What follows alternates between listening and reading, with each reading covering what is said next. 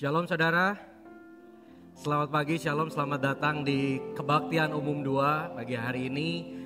Saya senang bisa menyapa seluruh saudara-saudara semua kembali pagi hari ini. Mungkin ada juga saudara-saudara yang mungkin baru pertama kali hadir di Gereja Rehoboth, baru pertama kali hadir di Kebaktian Umum 2. Saya mengucapkan selamat datang dan selamat beribadah, selamat bergabung di keluarga KU2. Saudara-saudara, mari kita sama-sama memulai ibadah pagi hari ini. Kita sama-sama bangkit berdiri terlebih dahulu. Mari kita siapkan hati kita siapkan pikiran kita, siapkan tubuh kita untuk menyembah memuji nama Tuhan. Mari kita berdoa. Pertolongan kita pada ibadah minggu yang kudus ini datang daripada Tuhan Allah yang menciptakan langit, bumi, dan segala isinya. Dialah yang memelihara ciptaannya dan tidak pernah meninggalkan perbuatan tangannya dari selama-lamanya sampai selama-lamanya. Bapa, hari ini kami datang, kami hadir di tempat ini, kami bawa keadaan diri kami sebagaimana adanya Tuhan. Engkau adalah Allah yang siap menerima kami, Engkau Allah yang datang dengan tangan yang terbuka. Engkau adalah Bapa yang menunggu setiap anak-anaknya untuk kembali pulang. Engkau adalah gembala yang baik yang akan membawa setiap domba ke padang rumput yang hijau. Hari ini kami datang dengan hati siap untuk menyembah, kami datang dengan pikiran kami siap untuk diubahkan, dan kami datang dengan hidup kami yang terbuka Tuhan, untuk Engkau ubahkan lebih lagi ya Bapa. Kami serahkan ke dalam tangan-Mu ibadah hari ini dari awal sampai akhir. Kami yakin dan percaya Engkau sudah hadir dan Engkau akan melegakan setiap kami. Mungkin kami datang dengan beban, mungkin kami datang dengan segala macam permasalahan. Kami yakin dan percaya Engkau ada untuk memberikan solusi, Engkau ada untuk menjadi jawaban bagi setiap kami. Terima kasih ya Tuhan. Terimalah setiap pujian kami, penyembahan kami hanya bagi Engkau Tuhan. Dalam nama Tuhan Yesus Kristus, setiap jemaat yang siap memuji nama Tuhan, sama-sama kita katakan amin. Shalom Bapak Ibu sekalian. Ada sukacita di rumah Tuhan. Yang bersuka cita boleh lambaikan tangannya, kita musabah kiri kanan depan belakang kita. Katakan selamat hari Minggu. Hari ini saya yakin dan percaya bahwa sukacita surga telah turun ke tempat ini. Dan kita akan menikmati kasih Tuhan yang luar biasa. Ada amin? Yang siap berikan kemuliaan paling dahsyat dong bagi Tuhan kita dong.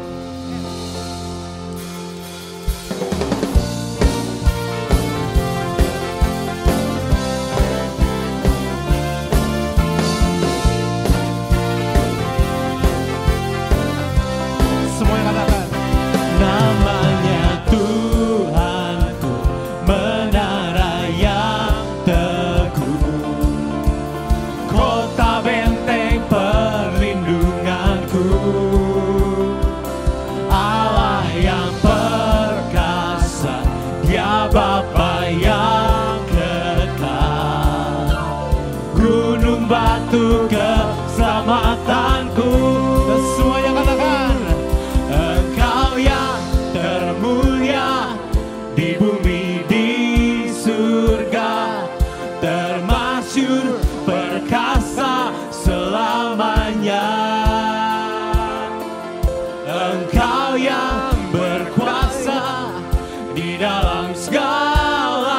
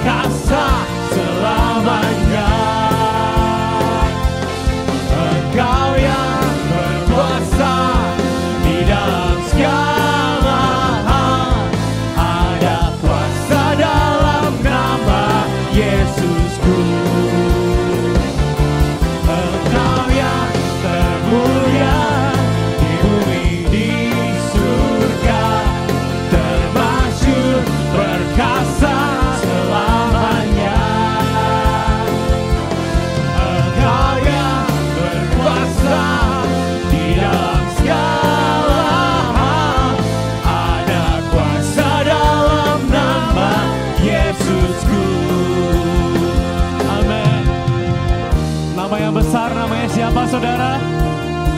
Nama yang besar, namanya siapa? Amin. Kita katakan bersama-sama ya. Nama di atas segala nama, nama yang telah membebaskanku. Segala kuasa tunduk pada nama itu, Yesus Tuhan segala Tuhan. Nama di atas segala nama, nama yang telah membebaskanku. Segala kuasa tunduk pada nama itu, Yesus Raja segala raja.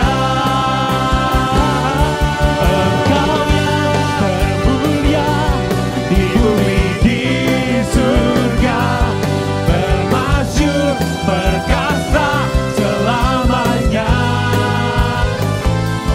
Engkau yang berkuasa di dalam segala hal, ada kuasa dalam nama Yesusku.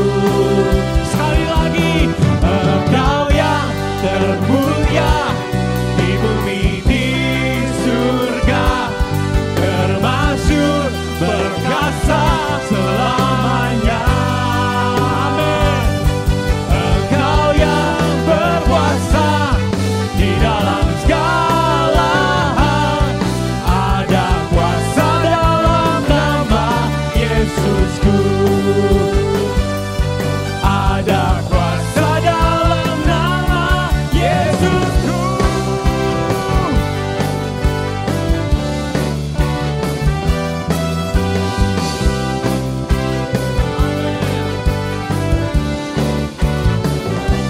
Berikan kemuliaan bagi Allah yang besar dalam kehidupan kita, mohon. Dia gunung batu kita, amin.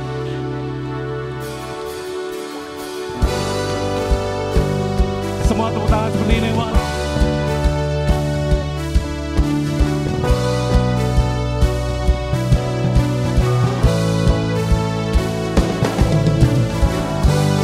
Kita akan merayakan kebaikan Tuhan, amin, di tempat ini.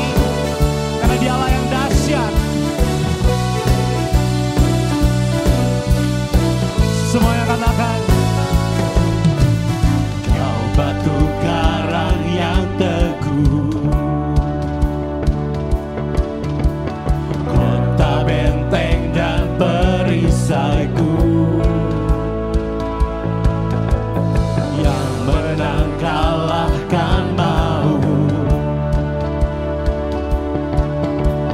penyelamat yang bangkit dan hidup. Kita bawa angkat tangan kita dan kita lambaikan bersama-sama, mohon. Haleluya, haleluya, kekal mulia. Sekali lagi katakan haleluya. Haleluya, haleluya, dahsyat, dahsyat, berkuasa. Semuanya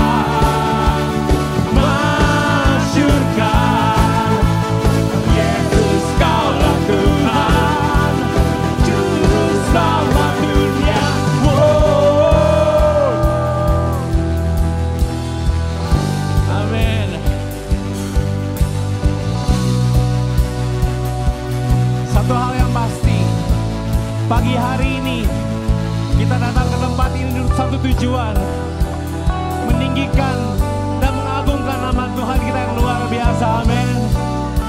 Amin. Let's sing together. Katakan, agung dan perkasa, megah dan berjaya, Yesus Tuhan, Yesus Tuhan, tempat perlindungan, kubu pertahanan, Yesus Tuhan, Yesus Tuhan, agung dan perkasa, megah dan berjaya, Yesus Tuhan, Yesus Tuhan, tempat perlindungan, kubu pertahanan, Yesus Tuhan, Yesus Tuhan, bersorak nyatakan, Yesus kaulah Tuhan, Kau Raja pemenang, bersorak masyurkan, Yesus kaulah Tuhan, Juru Selamat dunia, agung dan perkasa, megah dan berjaya, Yesus Tuhan, Yesus Tuhan, tempat perlindungan, kubu pertahanan, Yesus Tuhan, Yesus Tuhan,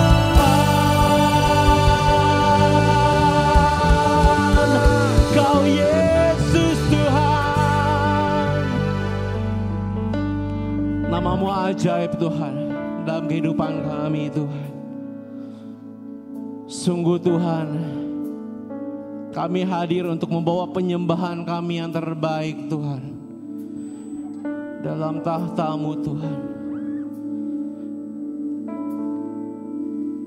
Kami mau menyembah Engkau Tuhan karena kebaikan-Mu dalam kehidupan kami Yesus. Come to worship you Lord Jesus. Kau ajaib Tuhan, Kau hebat Yesus. Ini kami anak-anak-Mu Tuhan, ini penyembahan kami Yesus. Mau sing. Kemanakah aku dapat pergi, menjauhi roh-Mu yang suci, Kau sahabat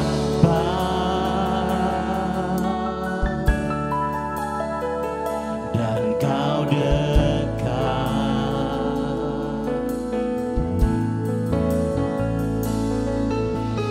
bahkan seluruh pengabdianku tak bisa membalas kesetiaan-Mu, sungguh mulia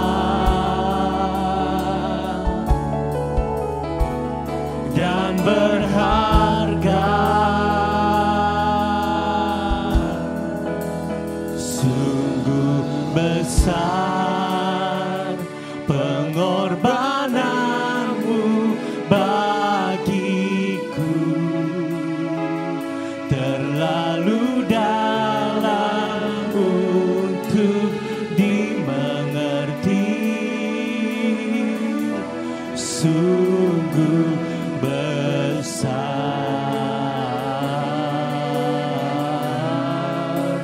sungguh indah yang Kau pikirkan tentangku, tak terselami bagiku.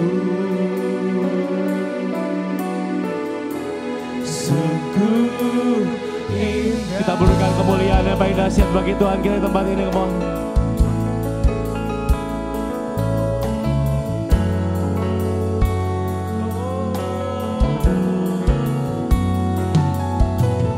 Walau seluruh pengabdianku tak bisa membalas kesetiaanmu, sungguh mulia dan berharga, sungguh besar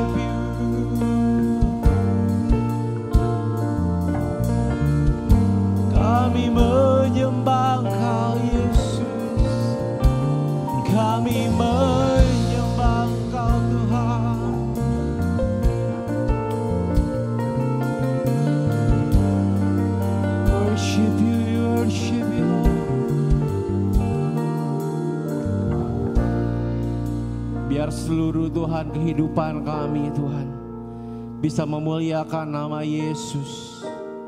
Biar seluruh keberadaan kami Tuhan bisa menyerukan nama Yesus Tuhan. Ini kami anak-anak-Mu Tuhan. Hati kami limpah dengan syukur Tuhan karena kebaikan-Mu Yesus.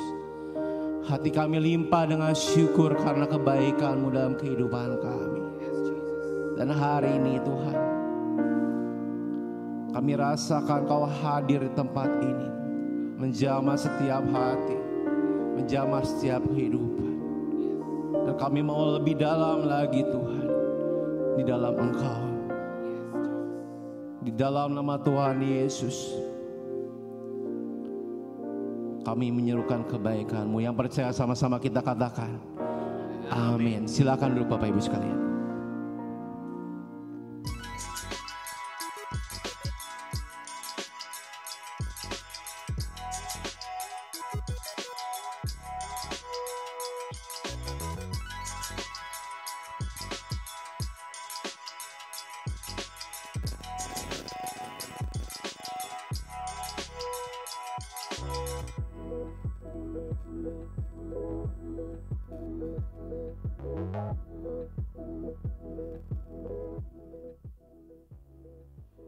Tapi ini janji Tuhan. Ya, dan dikatakan tadi Tuhan tidak pernah lalai menepati janjinya. Dia pasti akan menggenapinya. Ya, ketika kita tidak sempurna, Allah tetap mau pakai kita. Dan juga jangan tuntut kesempurnaan dari orang lain, karena kita pun juga belum sempurna.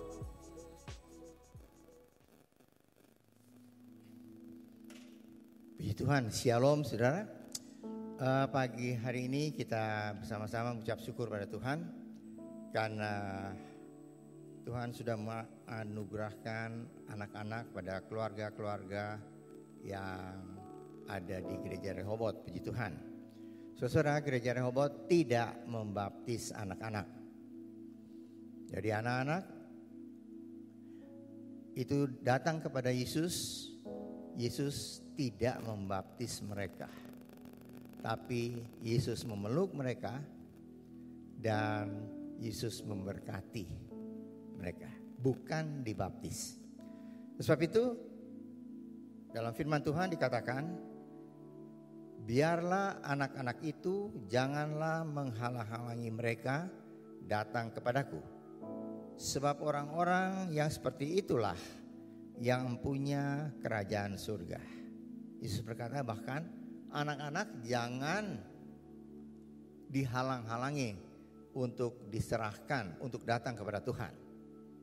Karena mereka adalah empunya kerajaan surga. Saudara, kita mengucap syukur bahwa kalau dalam satu keluarga Tuhan memberkati dengan anak-anak. Dan itu adalah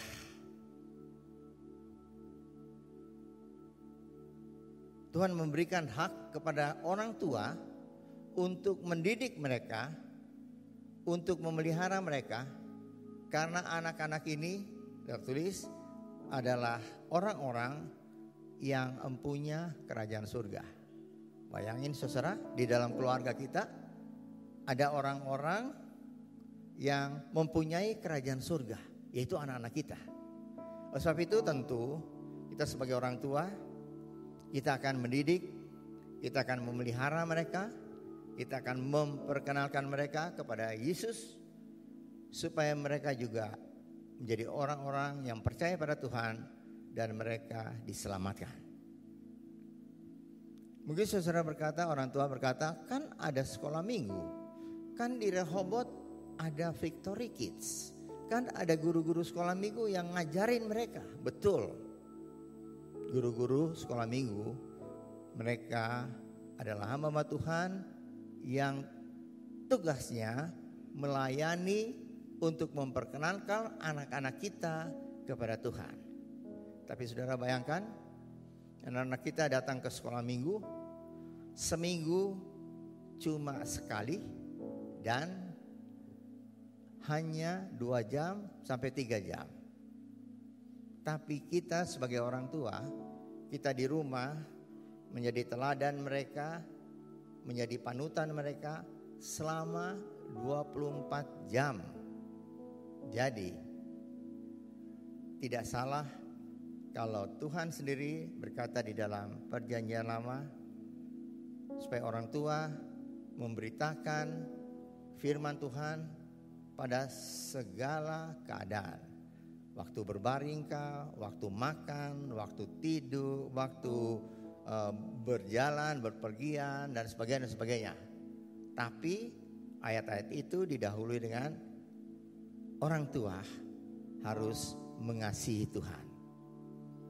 Mengasihi Tuhan dengan segenap hati, segenap jiwa, segenap kekuatan dan segenap pikiran.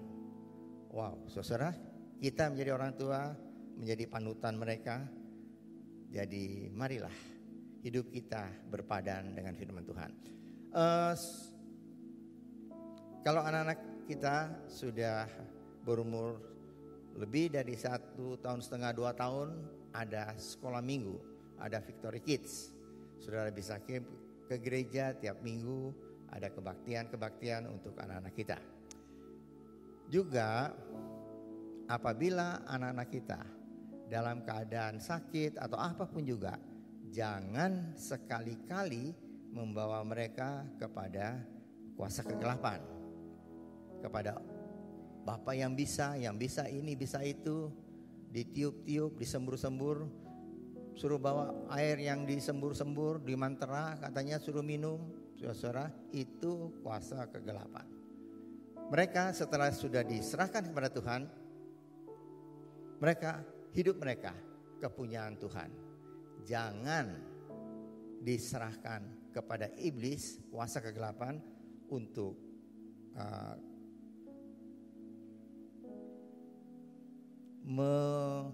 memelihara hidup mereka.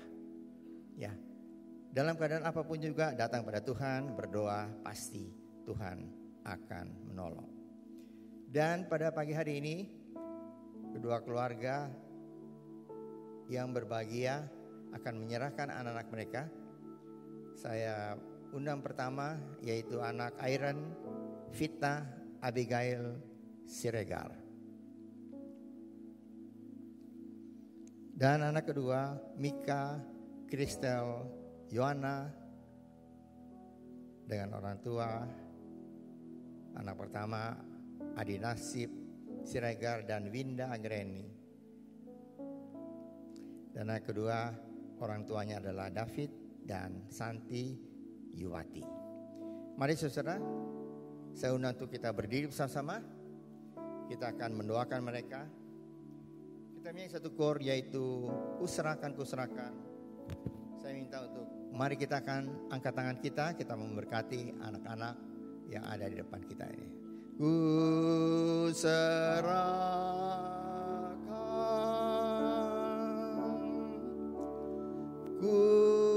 Kuserahkan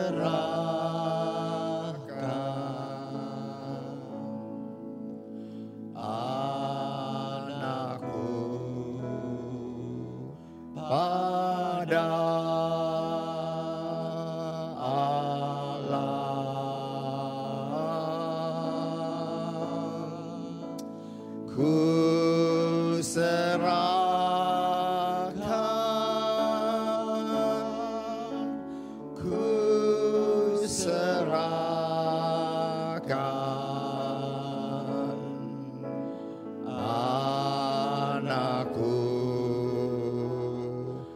pada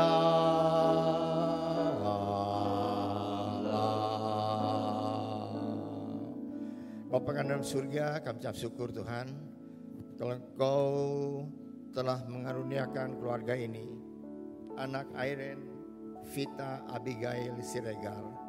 Terima kasih Tuhan, pada hari ini yang memusrahkan anak Iren Vita Abigail Siregar ke dalam tangan-Mu. Dalam nama Allah Bapa, Anak dan Roh Kudus, kami serahkan anak ini ke dalam tangan Tuhan.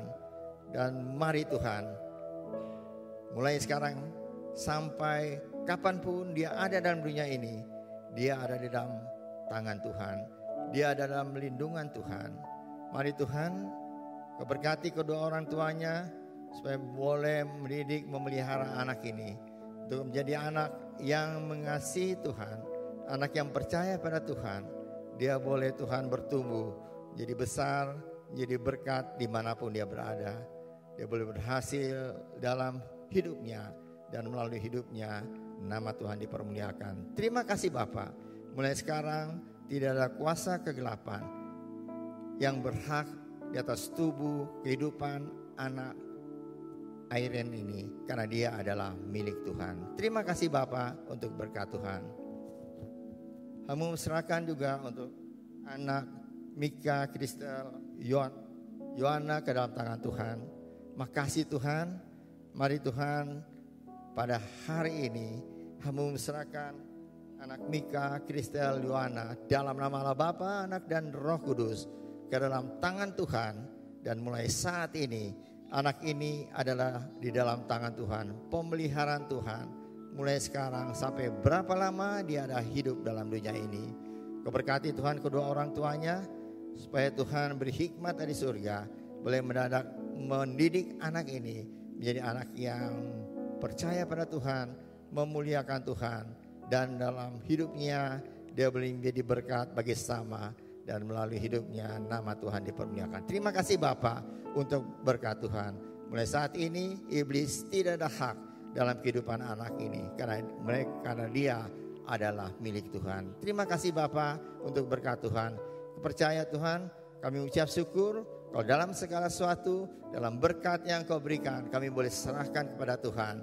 Dan mari Tuhan, Engkau sendiri, bukan hanya orang tuanya, Kau Tuhan buat sepasang tangan yang tidak kelihatan akan memimpin memelihara anak-anak ini. Mulai sekarang sampai berapa lama mereka ada dalam dunia ini, nama Tuhan dipermuliakan. Terima kasih Bapa, dalam nama Tuhan Yesus Kristus kami sudah berdoa dan mengucap syukur. Amin. Silakan duduk sebentar ya.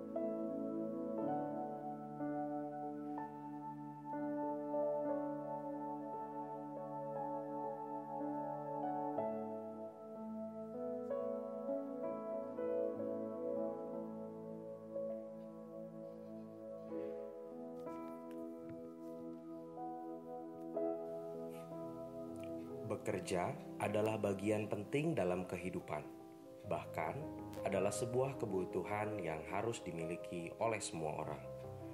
Tidak heran jika semua orang berlomba-lomba untuk bekerja dan melakukan apapun untuk mendapatkan pekerjaan. Lalu, bagaimana orang percaya harus melihat pekerjaan yang ia miliki? Bolehkah orang percaya bekerja keras dan menghasilkan uang dengan jumlah tertentu sehingga nantinya dapat bersantai? Bolehkah orang percaya bekerja siang dan malam demi memenuhi kebutuhan? Dan bolehkah orang percaya menjadikan pekerjaan sebagai alat untuk menaikkan gengsi? Apakah benar pekerjaan tidak ada kaitannya dengan hal-hal rohani? Bagaimanakah seharusnya orang percaya memaknai pekerjaan mereka sehari-hari? Biblical Night dengan seri Bible and Daily Life akan memberikan penjelasan yang lengkap mengenai biblical view of working atau bekerja dalam sudut pandang Alkitab. Kamis 20 Juli 2023 pukul 7 malam melalui Zoom Gereja Rehoboth. Sampai jumpa, Tuhan Yesus memberkati. Shalom saudara. Sekali lagi lebih keras dong, shalom. Boleh kasih kemuliaan buat Tuhan kita dulu yang dahsyat, dan congratulations buat dua keluarga yang sudah menyerahkan anaknya hari ini. Saya sangat senang di gereja ini karena we feel like a family. always. Karena dari setiap generasi ada dan beribadah di tempat ini. Saya yakin kalau ditanya kakeknya ada di sini, ada. Buyutnya ada, cicitnya ada di sini, ada juga. Luar biasa. Tuhan terus memimpin dan membimbing gereja ini dan seluruh orang yang bergabung hari ini juga yang baru hadir di keluarga KU2. Saya ucapkan selamat datang. Sebelum kita masuk ke dalam firman Tuhan, mari sama-sama saya undang kita semua untuk kembali bersatu di dalam doa. Kami bersyukur Tuhan buat pagi hari ini kami kembali datang ke tempat ini. Tapi kami gak mau jadikan hari ini adalah seperti hari yang biasa-biasa saja. Kami gak mau datang dengan keadaan hati tanpa ekspektasi. Kami mau datang dengan hati yang antusias. Karena kami yakin dan percaya Tuhan akan berbicara kepada setiap kami. Tuhan akan berbicara kepada pribadi lepas pribadi. Secara khusus satu persatu. Tuhan pimpin pembawaan firman Tuhan pada pagi hari ini. Engkau yang berkati, Engkau yang sampaikan secara langsung kepada setiap kami. Hamba-Mu terbatas dalam menyiapkan segala sesuatunya, tapi Engkau Allah yang tidak terbatas. Engkau adalah Allah yang besar, Allah yang maha kuasa. Terima kasih ya Tuhan, kami serahkan pemberitaan firman-Mu ke dalam tangan-Mu saja. Hanya di dalam nama Tuhan Yesus Kristus, semua jemaat yang siap untuk mendengarkan firman Tuhan, sama-sama kita katakan, amin. Boleh kasih senyum dulu dong kanan kirinya, kayak belum menyapa kanan kirinya. Coba ngomong sama kanan kirinya. Hari ini, ayo ngomong serius, saya beneran ini. Hari ini Tuhan mau bicara khusus buat kamu. Oke, cari teman yang lain, karena yang sebelah kayaknya gak peduli, cari yang lain lagi. Saya bilang, hari ini Tuhan mau tegur saya loh. Jadi kalau ngomong teguran jangan buat orang lain, buat diri kita sendiri. Amin. Hari ini kalau Tuhan bicara soal menegur ya, mari kita koreksi diri kita. Kita jadikan cermin supaya kita bisa mengupgrade diri kita. Tapi kalau Tuhan bicara soal sesuatu yang menjadi berkat bagi diri kita, kita juga mau bicara ini juga bagi semua orang, bagi semua keluarga Tuhan. Hari ini saya mau bagiin satu hal dengan judul From the Seaside to the City. From the seaside to the city. Dari pinggir pantai sampai ke kota. Kenapa saya bawain judulnya ini? Bukan karena vibes-nya baru beres liburan. Tapi karena hari ini memang temanya seperti ini. From the seaside to the city. Dari pinggir pantai sampai ke kota. Kita mau baca ayatnya terlebih dahulu yuk. Matius 4 ayat yang ke-18 sampai 22. Matius yang keempat, Matius pasal 4 ayat 18 sampai 22. Bagi saudara yang tidak membawa Alkitab, no problem, karena kita akan dibantu oleh multimedia di atas. Saudara-saudara boleh lihat di screen dan saya akan bacakan buat saudara-saudara semua. Matius 4 ayat 18 sampai 22 dengan judul perikop Yesus memanggil murid-murid yang pertama. Dan ketika Yesus sedang berjalan menyusur danau Galilea, ia melihat dua orang bersaudara, yaitu Simon yang disebut Petrus dan Andreas saudaranya. Mereka sedang menebarkan jala di danau sebab mereka penjala ikan. Yesus berkata kepada mereka, "Mari ikutlah aku dan kamu akan kujadikan penjala manusia." Lalu mereka pun segera meninggalkan jalannya dan mengikuti dia. Dan setelah Yesus pergi dari sana, dilihatnya pula dua orang bersaudara, yaitu Yakobus anak Zebedeus dan Yohanes saudaranya, bersama ayah mereka Zebedeus, sedang membereskan jala di dalam perahu. Yesus memanggil mereka. Dan mereka segera meninggalkan perahu, serta ayahnya mengikuti dia. Amin. Hari ini akan menjadi ayat mas kita perikop yang akan kita bahas hari ini di Matius 4 ayat 18 sampai 22. Saudara bisa tandain dulu karena kita akan kembali lagi ke sana. Kalau kita bicara soal danau, bicara soal nelayan, this is so close to me. Sangat berasa dekat dengan saya karena basically saya masih ada keturunan anak pantai, bisa dibilang gitu ya. Ada sebuah foto yang mau saya tampilkan, saudara-saudara mungkin bisa lihat. Sebelah kanan Ini foto saya foto tahun 2015. Beliau adalah kakek saya. Beliau adalah kakek saya. Saya jarang banget pulang dan ngobrol lama sama kakek saya. Tapi suatu hari tahun 2015 ini saya ngobrol sama dia dan dia cerita bahwa dulu dia adalah nelayan. Dulu dia adalah seorang nelayan, dia nyari ikan, dia cerita. Dulu lobster tuh gak laku saudara-saudara. Lobster itu makanan yang dibuang. Orang tuh cuma makan ikan, orang tuh cuma makan cumi, bahkan udang juga enggak. Tapi sekarang harga lobster mahalnya luar biasa. Bahkan jadi makanan yang sangat fancy di restoran-restoran tertentu. Jadi kalau misalnya bicara soal nelayan, saya ingat kalau misalnya ada sebuah lagu nenek moyangku seorang pelaut, it's truly me gitu. Nenek moyangku seorang pelaut. Nah, ini gambar sebelah kiri ini memang tujuannya untuk menggoda saudara semua supaya lapar karena ini jam-jam lapar. Saya punya seorang paman yang sampai hari ini masih melaut. Dan setiap dia pulang dan tahu kita lagi ada di Pangandaran, dia pasti membawakan seekor atau dua ekor ikan pari. Ikan pari saudara-saudara untuk dibakar. Saudara ada yang pernah cobain ikan pari? Pasti ada yang pernah ya. Ikan pari dagingnya enak banget, apalagi dimasak balado seperti di screen tadi. Saudara bisa bayangkan dagingnya yang lembut masuk ke tenggorokan saudara. Tahan, saya gak akan lama khotbah mungkin 2 jam ke depan aja.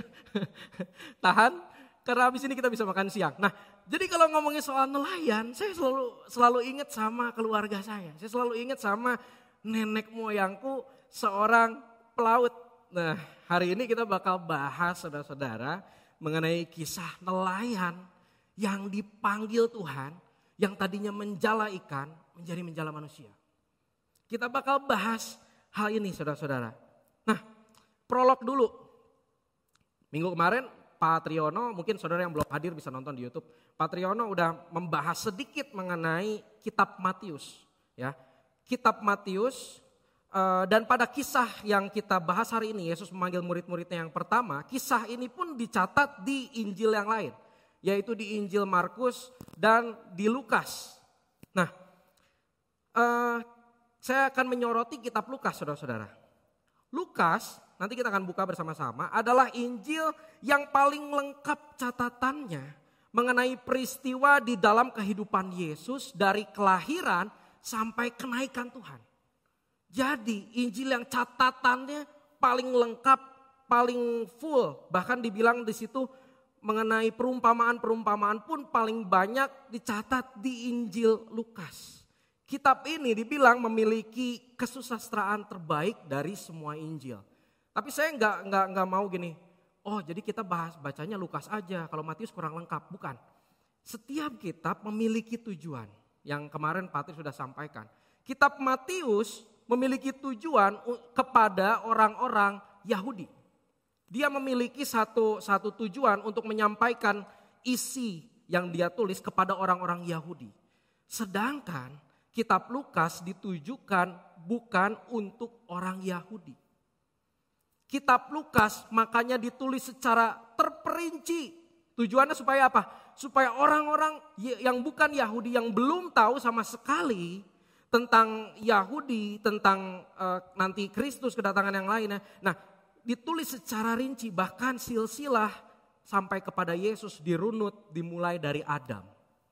Ketika Matius, dia tulis silsilah dimulai dari Abraham, nenek moyang dari Yahudi. Nah, ini ditulis dari Adam, dari pertama manusia pertama kali ada. Mari sama-sama kita buka Injil Lukas. Lukas 5 ayat 1 sampai 5. Kita akan baca dulu Lukas 5 ayat 1 sampai 5.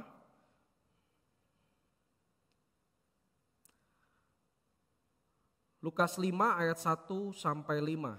Sebelum kita baca, sebelum kisah ini terjadi, sebelum Yesus datang memanggil murid-muridnya yang pertama, Yesus sudah melakukan pelayanan. Dia sudah berjalan-jalan dan melakukan banyak pengajaran di rumah-rumah ibadah. dia melakukan banyak mujizat, ditulis di ayat sebelumnya. Saudara nanti bisa baca di rumah, saya nggak mungkin bacakan di sini semua. Yesus mengajar dan orang-orang bilang, orang-orang takjub sebab perkataannya penuh kuasa. Yesus melakukan banyak mujizat, mulai dari berbagai macam penyakit bisa disembuhkan oleh Yesus. Bahkan saudara-saudara, ketika Yesus pergi ke tempat yang sunyi, semua orang menahan dia. Jangan.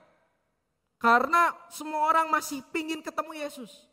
Ketika Yesus mau pergi ke kota lain, ditahan. Jangan Tuhan, Tuhan di sini aja. Tapi Yesus harus pergi ke kota yang lain. Banyak banget orang yang mengikuti Yesus untuk mendengarkan pengajaran Yesus. Saat itu Yesus adalah pusat perhatian saudara-saudara. Saat itu Yesus sedang viral-viralnya istilahnya kalau anak-anak zaman sekarang. Lagi viral. Saudara pernah datang ke satu tempat makan yang lagi viral? Pernah ngantri 2 jam, 3 jam cuma buat satu porsi? Ini lebih lagi, bisa menyembuhkan berbagai macam penyakit. Bayangkan berapa banyak orang yang saat itu mengikuti Yesus, mendengarkan pengajaran Yesus. Dan suatu kali, ini kita masuk ke dalam ceritanya ya. Yesus berdiri di pantai Danau Genesaret. Ya, kita masuk ke ayat yang pertama, Lukas 5 ayat 1 kita baca.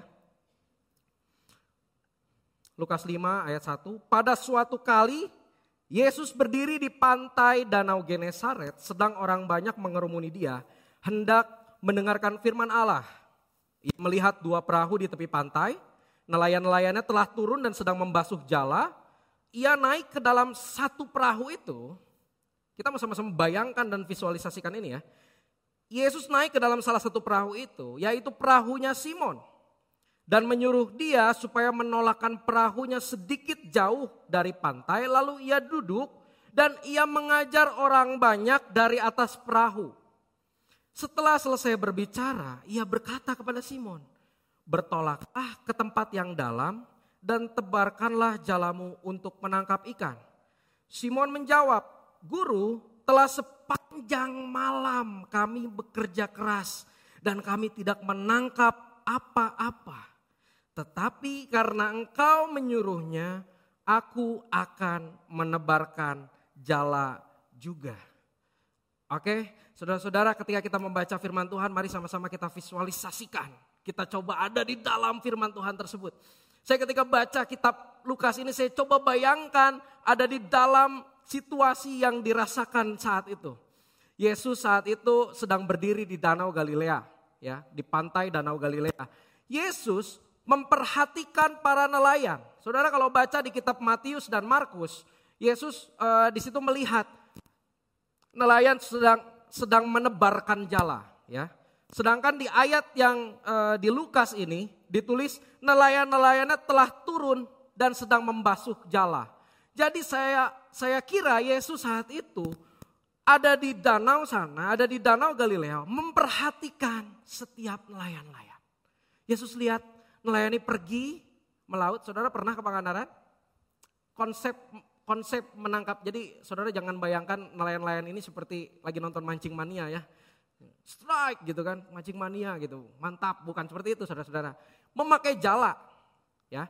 Ketika saya baca ada 2 cara, tapi cara yang paling sering adalah satu sisi ditaruh di pinggir pantai, lalu satu perahu maju ke tengah laut, dia bawa jalannya, lalu dia bikin setengah lingkaran, lalu perahunya memutar kembali ke pantai dan ditarik.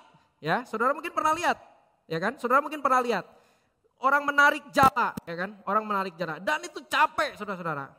Dulu kalau saya pulang ke Pangandaran, tetangga-tetangga saya dulu mungkin masih banyak yang nelayan. Jadi setiap saya pulang, jalanan menuju rumah saya itu pasti banyak jala yang sedang dibersihkan. Jala yang sedang diperbaiki. Ya, banyak jala yang sedang ditebarkan seperti itu, lalu kita injek aja karena mau nggak mau gitu kan. Nah, jalanya tuh berat banget dan panjang banget dan lebar banget dan harus dibersihkan dan harus dirapihkan kembali untuk dipakai besok hari. Saudara bayangkan apa yang dikatakan Simon di sini. sepanjang malam kami bekerja keras dan kami tidak menangkap apa-apa. Nelayan ini sudah bekerja semalam-malaman, mereka mungkin udah berkali-kali balikan dan mereka enggak dapat apa-apa. Dalam artian enggak dapat ikan, mungkin sampah mereka dapat. Mungkin hal-hal lain yang tidak berguna mereka dapat, tapi mereka enggak dapat ikan. Saya bayangkan mereka udah lelah, mereka pasti letih, mereka pasti udah lunglai, udah bete, udahlah. Mereka mungkin mikir makan apa nih malam ini. Mereka mungkin berpikir besok saya bisa makan apa, saya jualan apa nih, gak ada ikan. Mereka udah capek banget, aduh ini mah bad day pisan. Kalau misalnya Simon punya Instagram mungkin dia bakal bikin status seperti ini, ada gambarnya. Ada sebuah perahu, lalu dia tulis hari ini melelahkan banget ditambah lagu sedih kayaknya. Mungkin udah capek banget nelayan hari itu dan saudara bisa bayangkan, mereka sedang membereskan jala tuh di pinggir, ya. Mereka lagi gulung jala, ada ngeluarnya runtah ya mas, sepatu, sendal, ya, sikat gigi, ada sikat gigi nggak ya zaman dulu? Emangnya, wah sampah semua nih. Tiba-tiba Yesus,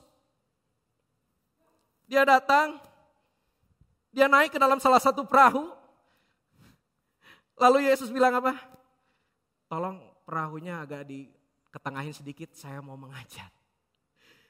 Mungkin orang-orang di sana, nelayan-nelayan belum kenal siapa ini orang. Kita lagi capek-capeknya, lagi letih-letihnya, lagi lesu-lesunya, lagi bete-betenya, lagi bad day-nya. Tiba-tiba ada satu orang, dia naik ke perahu, dan perahunya gak main-main, perahu punya Simon. Saudara tahu kan Simon seperti apa orangnya, harusnya so emosional gitu kan. Nah Yesus naik ke perahu itu lalu bilang, tolong tolakan sedikit ke tengah, lebih jauh dari pantai, lalu dia duduk di sana, lalu dia mengajar orang banyak. Saudara bisa bayangin? Preaching in style gitu kan ya, dari perahu Yesus mengajar orang-orang di pinggir pantai gitu kan. Mungkin lebih lama daripada khotbah di tempat ini saudara. Mungkin lebih daripada 30 menit. Mungkin berjam-jam. Dan si para nelayan itu mungkin harus nungguin. Ya beres nanya. Saya udah capek, udah lelah nih. Ini mau apa lagi nih? Gak sampai di situ saudara-saudara. Yesus bilang lagi sama Simon. Dia bilang apa? Setelah selesai berbicara, Yesus berkata kepada Simon, bertolaklah ke tempat yang dalam dan tebarkanlah jalamu untuk menangkap ikan. Bertolaklah ke tempat yang dalam dan tebarkanlah jalamu untuk menangkap ikan. Saudara mungkin kita udah tahu Yesus backgroundnya apa sih? Apa yang Yesus ketahui? Ya kan? Yesus saat itu adalah seorang anak tukang kayu, ya kan? Nelayan-nelayan di sana pasti kalau ngomongin soal melaut, mereka jauh lebih expert. Saya yang kuliah di Bandung, saya nggak mungkin datang sama paman saya atau kakek saya bilang, kayaknya hari ini saat yang tepat buat melaut kek. Ini ombaknya lagi enak banget nih, enjoy. Kayaknya ikannya banyak nih hari ini kek. Ayo kita melaut kek. Kakek saya pasti lebih tahu, ya. Paman saya pasti lebih tahu tentang melaut. Dan saat itu para nelayan ini dibilang sama Yesus apa? Bertolaklah ke tempat yang dalam dan tebarkanlah jalamu untuk menangkap ikan. Saat nelayan-nelayan dalam keadaan lelah, letih, lesu, mereka mungkin merasa ini bad day banget. Terus besok makan apa? Mereka udah menyerah saat itu dan saat itu pun mereka harus melakukan apa yang Yesus katakan. Saudara, seberapa sering ketika keadaan kita sedang tidak baik-baik saja, kita sedang merasa kita lagi ada dalam keadaan lelah, kita dalam keadaan letih, keadaan lesu, kita mengalami bad day. Bahkan bukan cuma bad day, mungkin bad month, bad season dalam hidup kita. Tapi Yesus berbicara kepada kita. terkadang Tuhan meminta kita melakukan hal yang sulit, hal yang gak bisa kita pahami, hal yang gak masuk akal. Tapi kita harus tetap mengikuti perintah Tuhan. Berapa sering kita lagi masalah sama orang lain, bermasalah sama orang kantor, bermasalah sama sahabat, bermasalah sama keluarga. Dan seringkali Tuhan bilang, maafkan dia, doakan dia. Sulit keadaannya. Tapi Tuhan menyuruh kita untuk melakukan hal tersebut. Berapa kali kita jatuh di dalam bisnis, kita jatuh dalam usaha, kita jatuh dalam pekerjaan, gagal lagi. Tapi Tuhan meminta kita untuk terus bekerja dengan benar. Sementara orang lain bekerja dengan cara yang tidak benar. Hanya satu sikap yang harus kita lakukan sama seperti yang Simon lakukan. Simon bilang apa? Guru sudah semalaman bekerja keras dan tidak menangkap apa-apa. Tetapi karena engkau menyuruhnya, katakan engkau menyuruhnya. Karena engkau menyuruhnya, aku akan menebarkan jala juga. Seringkali Tuhan, harusnya kalau kita lagi bermasalah sama orang, Tuhan, udahlah hindarin dulu Tuhan, cuekin dulu, kita gak ketemu dulu lah. Kita jauhin dulu, mungkin dia ngomongin saya mungkin dijelek-jelekin. Tapi karena Tuhan menyuruhnya untuk apa? Memaafkan dan mendoakan setiap orang yang membenci kita, kita lakukan. Walaupun keadaannya sulit. Tuhan harusnya kalau lagi keadaan susah kayak gini, Tuhan saya lagi nabung Tuhan. Lagi hemat-hematnya Tuhan. Biar saya punya tabungannya banyak Tuhan. Kayaknya saya harus stop dulu memberi Tuhan. Jangan dulu lah kasih dulu buat anak-anak sel saya. Jangan dulu nabur lah. Saya tahan dulu lah uang saya. Tapi karena Tuhan menyuruhnya, maka kita tetap memberi. Seberapa sering kita berada di dalam keadaan seperti ini? Tuhan udah berkali-kali saya bangun bisnis, gagal lagi. Berkali-kali jatuh lagi dalam pekerjaan saya. Saya udah kerja siang dan malam pakai cara yang benar Tuhan. Teman-teman saya pakai cara yang kotor. Tapi saya tetap gagal Tuhan. Tapi karena Engkau yang menyuruhnya, aku akan tetap bekerja dengan benar. Saudara, sudahkah kita tetap mengikuti apa yang Yesus katakan dan bukan menuruti ego kita? Sudahkah kita mengikuti apa yang Tuhan suruh untuk kita lakukan? Walau keadaan sulit, walau bad day, walau bad season, walau kita dalam keadaan letih, lelah. Dan mari kita lihat saudara-saudara apa yang terjadi. Apa yang terjadi di cerita ini saudara. Kita lanjut ke ayat yang berikutnya. Kita lanjut ke ayat yang ke-6. Dan kita lanjut ke ayat yang ke-7. Kita baca bersama-sama. Saya akan bacakan buat saudara-saudara. Lukas 5 ayat 6 dan 7. Dan setelah mereka melakukannya, mereka menangkap sejumlah besar ikan sehingga jala mereka mulai koyak. Mereka memberi isyarat kepada teman-temannya di perahu yang lain supaya mereka datang membantunya. Dan mereka itu datang. Lalu mereka bersama-sama mengisi kedua perahu itu dengan ikan hingga hampir tenggelam. Saudara, ketika kita melakukan hal yang sulit, hal yang mungkin gak mudah dalam hidup kita, tapi itu yang Tuhan suruh. Saya percaya, saya yakin Tuhan akan sediakan mujizat, Tuhan akan sediakan jalan keluar, Tuhan pasti berikan jawaban buat setiap masalah kita, amin. Ketika kita melakukan hal yang sulit, tapi ketika Tuhan suruh, ada mujizat, ada jalan keluar, ada solusi yang Tuhan berikan bagi kita. Maka dari itu lakukan apa yang Tuhan suruh. di dalam pekerjaanmu, dalam keluargamu, dalam hubunganmu, dalam keuanganmu. Karena pasti ada mujizat yang Allah sediakan bagi kita. Amin. Kasih kemuliaan buat Tuhan kita. Saudara, sekali lagi, ini bukan bicara mengenai berkat jasmani saja, saudara-saudara. Tapi Tuhan mau upgrade hidup kita. Tuhan mau upgrade kamu dan saya. Saya selalu bagikan ini di YouTube. Saya selalu ingat sebuah film. Ya, filmnya namanya Evan Almighty. Di sana ada sebuah keluarga, mereka berdoa kepada Tuhan. Mereka berdoa supaya keluarga ini semakin dekat. Lalu terjadilah masalah, saudara nonton sendiri filmnya, nanti di rumah cari sendiri filmnya. Pokoknya terjadi masalah dalam keluarga ini. Lalu singkat cerita, ada seorang yang dalam tanda kutip memerankan Tuhan di film tersebut. Tuhan ini bilang,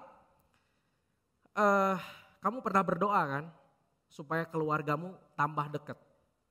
Sekarang saya tanya, kalau kamu berdoa minta sabar, apakah Tuhan kasih sabar dalam hati kamu? Cek, langsung jadi orang sabar. Enggak, tapi Tuhan kasih kesempatan untuk kita bisa bersabar. Yes, ketika Tuhan mengizinkan sesuatu yang buruk dalam hidup kita, ketika Tuhan mengizinkan bad day, bad season, masalah dalam hidup kita, Tuhan mau jadikan itu berkat dan mujizat, dan Tuhan mau upgrade diri kita. Kalau kita minta sama Tuhan, Tuhan saya mau jadi pribadi yang semakin serupa dengan Engkau. Ya Tuhan akan berikan kesempatan supaya kita menjadi lebih baik lagi. Tuhan bisa pakai segala hal untuk mengupgrade diri kita.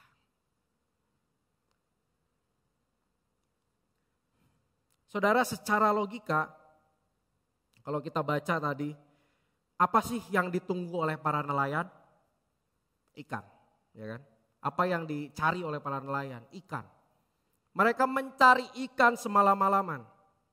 Mereka membutuhkan ikan buat kebutuhan hidup mereka dan kebutuhan utama mereka. Jadi ikan ini adalah inti solusi permasalahan dari para nelayan tersebut. Tapi kita mau lihat ayat berikutnya, saudara-saudara. Kita mau lihat ayat berikutnya. Di ayat yang di ayat yang ke-8 dan ayat yang ke-9. Ketika Simon Petrus melihat hal itu, ia pun tersungkur di depan Yesus dan berkata, Tuhan, pergilah daripadaku karena aku ini seorang berdosa. Sebab ia dan semua orang yang bersama-sama dengan dia takjub oleh karena banyaknya ikan yang mereka tangkap. Kita baca sampai habis, sampai ayat 11. Demikian juga Yakobus dan Yohanes, anak-anak Zebedeus yang menjadi teman-teman Simon. Kata Yesus kepada Simon, jangan takut, mulai sekarang engkau akan menjala manusia.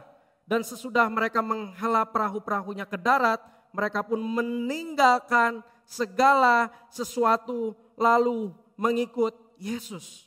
Saudara, Tuhan bisa melakukan banyak mujizat dalam hidup kita. Saya percaya dan saya yakin hal-hal di luar akal manusia. Saudara, kalau bulan Januari ada bulan kesaksian dan banyak kesaksian saudara-saudara yang gimana bisa terjadi hal seperti itu kalau bukan karena kuasa Tuhan.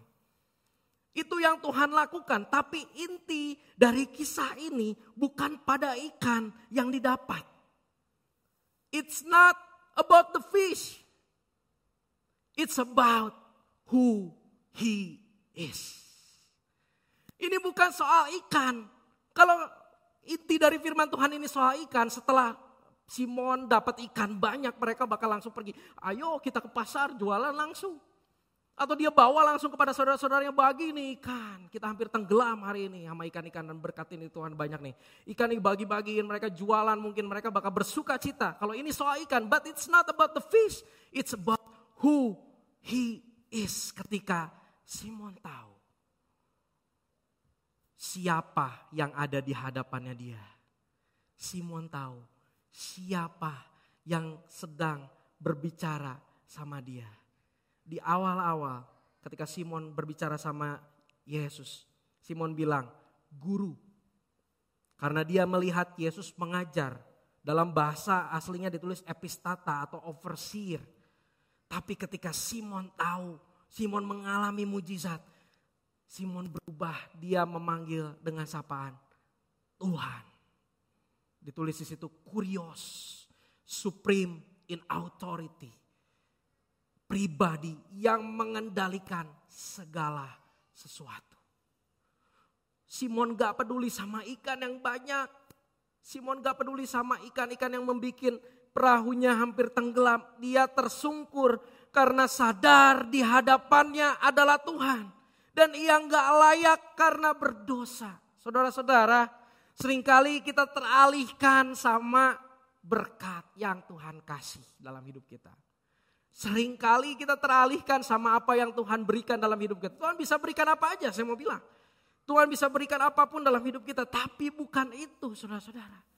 Yang harus kita sadar adalah siapa pribadi yang berhadapan dengan kita. Dia adalah Allah yang maha kuasa. Dia adalah kurios. Allah yang berkuasa atas dosa dan hidup kita. Kita harus selalu sadar saudara dalam hidup kita. Kita dalam masalah. Lalu Tuhan berikan jalan keluar. Sekali lagi intinya bukan jalan keluarnya.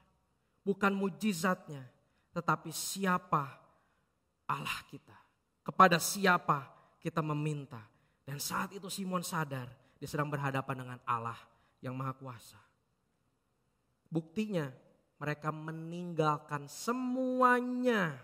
Lalu mengikut Yesus. Mereka meninggalkan perahunya, ikannya, semuanya lalu mengikut Yesus. Di dalam kitab Lukas ditulis menjadi penjala manusia. Mulai dari sekarang engkau akan menjala manusia. Artinya di situ ada perubahan status, ada perubahan pekerjaan, ada perubahan identitas. Dan bukan cuma sekedar itu saudara-saudara, tapi perubahan perilaku hidup. Perubahan perilaku hidup. Dan kalau di Matius dibilang mari ikutlah aku, ditulis di situ. Mari ikutlah aku. Mengikut Yesus, saya pernah bagikan di tempat ini dalam khotbah yang judulnya Followers. Mengikut Yesus artinya following Yesus tuh bukan cuma lihat doang Yesus tuh ngapain sih, kayak Instagram. Kita lihat, oh hari ini Yesus mujizat, oh besok Yesus kesana, oh Yesus lagi di sini. No, following bukan cuma lihat, tapi mengikuti setiap gerakan Yesus. Mengikuti di belakang Yesus, mengikuti jalannya Yesus, mengikuti hidupnya Yesus seperti apa. Dan kita menghidupi panggilan tersebut sebagai penjala manusia. Ada sebuah perubahan status, ada sebuah perubahan identitas, tapi bukan cuma itu aja. Hidup juga harus berubah. Saudara, dan ini sangat nyambung dengan kita hari ini. Sangat nyambung dengan kita hari ini. Di minggu lalu sekali lagi udah dibahas. Bagaimana Yesus pergi ke satu daerah, di mana daerah tersebut bukan berisi orang-orang yang bisa dibilang mereka berpendidikan, mereka berkualifikasi, mereka adalah orang-orang yang cocok untuk jadi murid Yesus. Mereka mungkin berada di level pendidikan yang rendah, mungkin mereka tidak berkualifikasi. Tapi Yesus pergi ke daerah sana dan Yesus memilih setiap murid-muridnya, memanggil setiap murid-muridnya. Di kitab Matius saudara-saudara, terisi satu perintah yang kita tahu adalah amanat agung. Kitab Matius berfokus kepada Yesus yang memilih setiap murid-muridnya, memanggil setiap murid-muridnya dan mengutus mereka untuk menyebarkan Injil. Tulis di Matius 28, kepadamu kuberikan segala kuasa. Pergilah, jadikan semua bangsa muridku, baptislah mereka, ajar mereka melakukan segala sesuatu yang kuperintahkan kepadamu. So hari ini kalau saudara dan saya ada di tempat ini karena penginjilan yang terus berjalan. Dari nelayan di Galilea sampai kepada saudara dan saya di kota Bandung. From the seaside to the city. 2000 tahun saudara. Kalau kuasa manusia, gak mungkin ini terjadi. Gak ada gerakan yang bertahan selama ini. Ini karena kuasa Tuhan. From the seaside to the city. Dari nelayan di Galilea, saudara bisa bayangkan. Saudara tahu apa yang saya sampaikan hari ini, itu awalnya dari nelayan di Galilea. Yang menyampaikan firman Tuhan terus sampai ke generasi saudara dan generasi saya. From the seaside to the city. Sampai hari ini kita bisa bergereja di tempat ini 2023. Beribadah di gereja Rehoboth. Yang sebentar lagi kita rayakan ulang tahun yang ke-76. From the seaside to the city. Dan sampai nanti kedatangan Tuhan yang kedua kali. Tugas kita adalah meneruskan Injil ini kepada generasi yang akan datang. Seperti estafet, saudara-saudara. Kita menyampaikan Injil ke generasi berikutnya. Saya minggu kemarin baru pulang dari youth camp. Teens dan youth.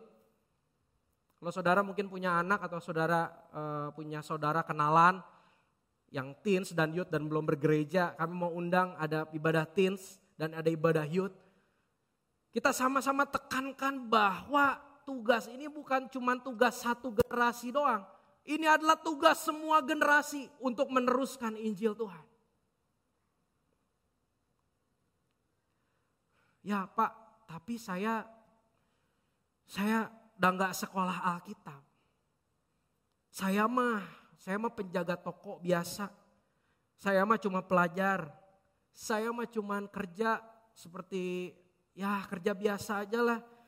Saya mah cuma orang biasa. Bahkan saya bisa dibilang kadang-kadang invisible. Kadang orang gak nanggepin saya di tongkrongan. Kadang saya dianggap tidak ada. Saudara, God didn't call the qualified. He qualifies the call. Tuhan gak panggil orang-orang yang memiliki kualifikasi. Tapi Tuhan akan mengkualifikasi, Tuhan akan mengupdate orang-orang yang Dia panggil. Even kita merasa kita bukan siapa-siapa, even saya gak sekolah Alkitab, even saya cuma jaga toko, even saya cuma pelajar, even saya cuma bekerja karyawan biasa. Tuhan pakai setiap orang. Dan Tuhan yang akan memampukan setiap orang. Siapa Simon? Siapa Andreas, siapa Yakobus, siapa Yohanes, tapi Tuhan pakai luar biasa orang-orang tersebut. Saya mau bilang terakhir sebelum saya tutup, Tuhan yang utus berarti Tuhan yang perlengkapi. Kalau Tuhan yang kirim kita pada dunia, maka Tuhan juga yang menjaga kita selama di dunia. Kalau Tuhan yang utus kita ke tengah-tengah dunia ini, Tuhan juga yang kasih kita kuasa untuk menjalani segala sesuatunya. Tuhan yang kasih kita kuasa untuk meneruskan Injil ini ke generasi berikutnya. Saudara, kitab Matius bicara soal Tuhan yang mempersiapkan legacy gerejanya, membangun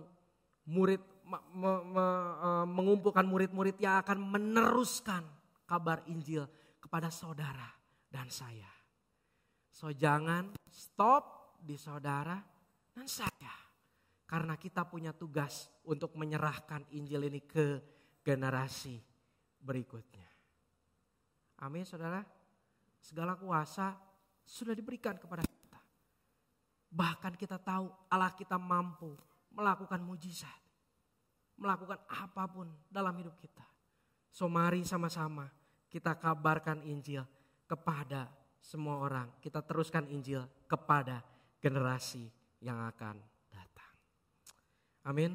Mari sama-sama kita bersatu di dalam doa.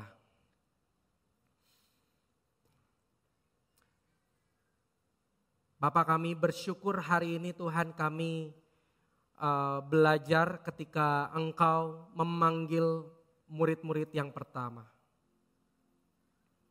Kami tahu kalau kuasa manusia gak akan mungkin Tuhan. Hari ini kami bisa mendengar kabar baik tentang Engkau. Kalau hanya kuasa manusia. Tapi kami tahu Tuhan, setiap orang yang Engkau panggil, Engkau kasih kuasa. Setiap orang yang Engkau panggil, Engkau perlengkapi Tuhan. Dan ketika kita melakukan bagian kita menyerahkan Injil ini ke generasi yang berikutnya. Engkau juga bersama, beserta dan memberikan kuasa kepada setiap kami.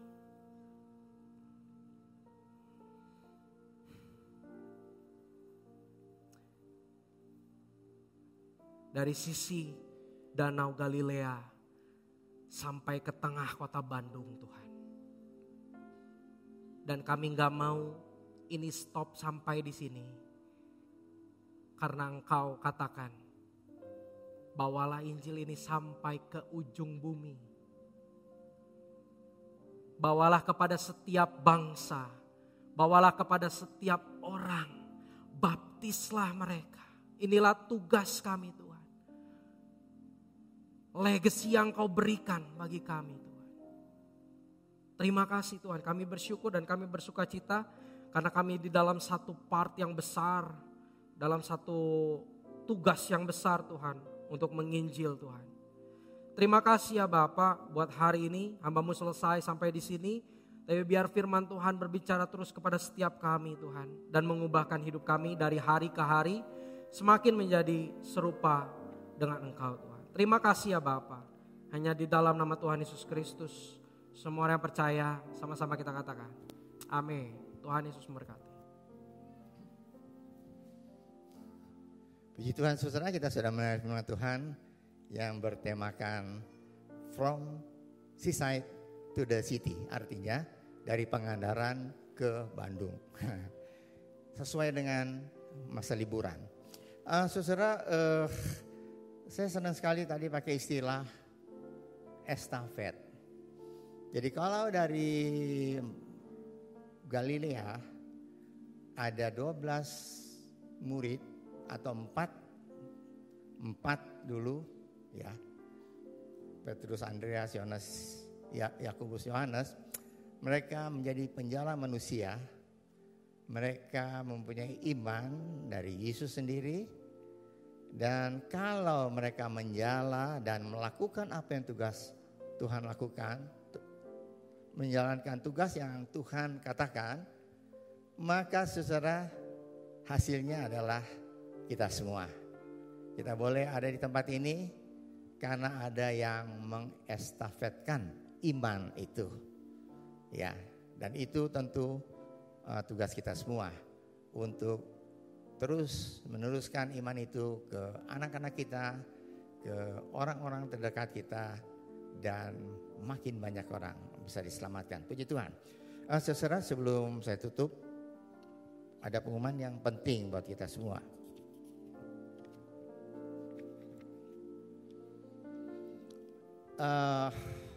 Saudara, mulai minggu depan akan ada pelantikan pengurus baru pelantikan pengurus baru. Memang saudara, pelantikan itu tidak semua komisi yang ada di Rehoboth. Itu ada kira 14 komisi. Kalau semuanya dilantik, kalau dulu dilantik pada di dalam kebaktian Kaus 1, kalau sudah 2 tahun ini kita bagi-bagi ya. Dan untuk tanggal 16 di KU2, untuk tanggal 16 di KU2 yang akan dilantik adalah Komisi KU2, Komisi Kebaktian Umum 2, dan Komisi Paduan Suara Sion 2, dan Komisi Victory Kids. Jadi pengurus baru di KU2, Paduan Suara Sion 2, dan Victory Kids akan dilantik pada kebaktian KU2 minggu depan tanggal 16 Juli. Saudara datang dengan baju yang tentu sudah diteleponin, pakai baju apa supaya seragam, ya putih dengan bawahan hitam dan sebagainya. Dan saudara nanti akan duduk di tempat yang sudah dipersiapkan, jadi tidak mencar. Ya, pengurus Sion 2 ada di sini, pengurus KU2 ada di sini, pengurus Fikits ada di situ. Jadi supaya langsung maju. Bagi saudara yang sekarang beribadah di KU2, sekarang sedang beribadah KU2, tapi saudara duduk di pengurus KU1, saya mau sampaikan bahwa minggu depan juga di KU1 akan ada pelantikan pengurus baru, yaitu pengurus baru dari Kebaktian Umum 1, dari Paduan Suara Sion 1, dari Kebaktian Kaum Pria, dari The Flame, dan dari Aser Kolektan. Jadi banyak saudara-saudara yang duduk di pengurus-pengurus yang saya sebutkan tadi, KU1, Paduan Suara Sion 1, KKP, Kebaktian Kaum Pria, The Flame, dan Aser Kolektan. Saudara, pengurus baru yang saya sebut tadi akan dilantik di Kebaktian Umum 1. Jadi saudara yang duduk dalam pengurus itu, saudara datang di KU1, akan ada pelantikan. Juga tentu saudara duduk di tempat-tempat yang sudah dipersiapkan. Ya, baik saudara. Jadi saya minta supaya saudara perhatikan hal ini sehingga minggu depan tanggal 16 Juli pelantikan ini dapat berlangsung dengan tertib dan kita bisa melantik, berdoa bersama-sama untuk para hamba Tuhan yang duduk di dalam pengurus-pengurus baru ini. Ya. Baik. Terima kasih untuk perhatian saudara. Kita akan tutup ibadah kita dengan doa. Saya undang kita berdiri bersama-sama. Kita akan masuk dalam doa. Mari kita berdoa. Bapa kami dalam surga, terima kasih Tuhan untuk berkat Tuhan bagi kami semua. Terima kasih Tuhan, Engkau sudah memimpin seluruh kebaktian hari ini dari awal hingga akhir. Kami sudah memuji Tuhan, kami sudah menyembah Tuhan. Kami sudah duduk dan tenang untuk mendengar firman Tuhan. Terima kasih Tuhan. Kalau kami ada pada hari ini di rumah Tuhan, kami mempunyai beriman kepada Tuhan. Itu karena Tuhan, Engkau telah memanggil kami semua untuk mengikut Tuhan dan menerima semua hak-hak istimewa yang Tuhan siapkan untuk kami semua sebagai anak-anak Tuhan. Terima kasih Bapa untuk berkat Tuhan. Kami berdoa Tuhan, kami tetap berdoa untuk semua persiapan untuk pelantikan pengurus baru pada minggu depan di KU1 dan KU2. Engkau sendiri akan menolong sehingga semuanya boleh berjalan dengan baik dan pertolongan Tuhan. Kami tetap berdoa untuk pemerintah kami yang masuk dalam tahapan-tahapan pemilu Kau silakan tolong supaya semua yang dipersiapkan untuk pemilu baik legislatif, baik pun terutama untuk pemilihan presiden, kami tetap berdoa Tuhan supaya semuanya boleh berjalan dengan tenang. Dan siapapun yang akan terpilih terutama untuk yang memimpin bangsa dan negara kami ini adalah seorang yang sudah dipilih sendiri oleh Tuhan. Sehingga dia Tuhan boleh memimpin bangsa dan negara ini dengan takut akan Tuhan. Dan supaya bangsa Indonesia boleh maju terus. Kami boleh melihat kemuliaan Allah dalam bangsa dan negara kami. Terima kasih Bapak. Kalau sebentar Tuhan kami akan memberikan persembahan dan membalikan perpuluhan yang Tuhan punya. Ajar pada kami untuk memberikan yang terbaik. Karena Tuhan sudah memberikan yang terbaik bagi kami. Yaitu keselamatan dan hidup yang kekal. Kalau kami akan masuk dalam minggu yang baru. Kami percaya kami tidak berjalan sendiri. Apapun yang kami kerjakan kami usahakan. Apapun yang kami anak-anak kami sekolah, kuliah, mari Tuhan Engkau menyertai dan Tuhan memberkati. Sehingga pada minggu depan kami ada di rumah Tuhan untuk mengucap syukur atas pimpinan Tuhan, penyertaan Tuhan, berkat Tuhan dalam kehidupan kami semua. Terima kasih Bapa, kami percaya Kau sudah mendengar doa kami dan ucapan syukur kami ini. Kami naikkan dalam nama Tuhan Yesus Kristus yang menjadi juru selamat kami yang hidup. Saudara-saudara yang dikasihi oleh Tuhan, angkatlah tangan saudara untuk menerima berkat Allah. Arahkan hati saudara kepada Tuhan dan hadirat-Nya. Maka berkat Allah memenuhi hidup saudara. Berkat Allah memenuhi keluarga saudara. Berkat Allah memenuhi kesehatan saudara. Berkat Allah memenuhi pekerjaan saudara. Dan jadilah berkat dimanapun saudara berada. Dan saudara terimalah berkat dari Allah Bapa, kasih karunia dan damai sejahtera dari Tuhan Yesus Kristus dan persekutuan Allah Roh Kudus menyertai saudara sekalian mulai hari ini sehingga Maranatha, Tuhan Yesus datang kembali. Amin. Bapa terima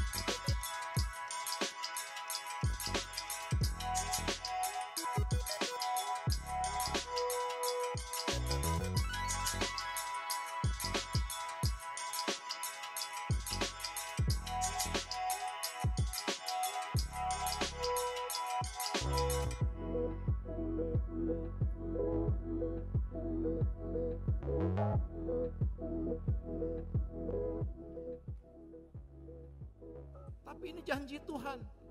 Ya, dan dikatakan tadi Tuhan tidak pernah lalai menepati janjinya. Dia pasti akan menggenapinya. Ya, ketika kita tidak sempurna, Allah tetap mau pakai kita. Dan juga jangan tuntut kesempurnaan dari orang lain, karena kita pun juga belum sempurna.